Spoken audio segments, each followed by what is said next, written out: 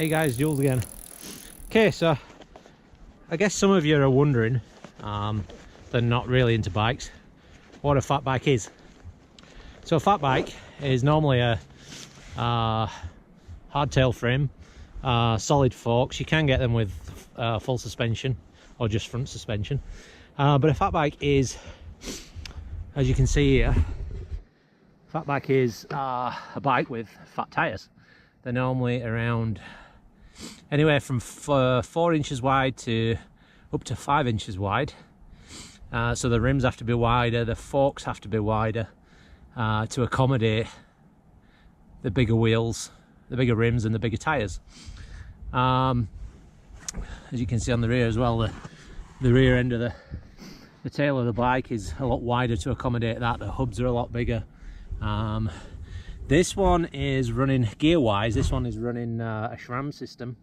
It's a 1x10. The ratio is pretty high on the top sprocket. I think it's a 42 tooth on that one, which gives you a good climbing range, and it's good for, you know, good for all kinds of climbs and tricky spots and stuff like that.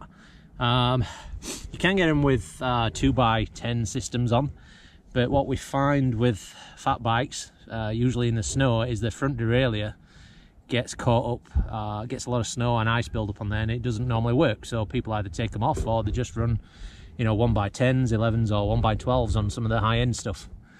So that's that. This disc brakes, as you can see, which most bikes have disc brakes these days. Again, opted for the hydraulic brakes on this, not the cable, simply because, you know, the cables are exposed, they can get ice, salt, that type of crap on them, and eventually they're just going to rot out or, you know, freeze up and not work properly as they should do. So that's a fat bike really. I mean, you're just plodding along with it. This is mine. This is a Salsa Mukluk, as they call them.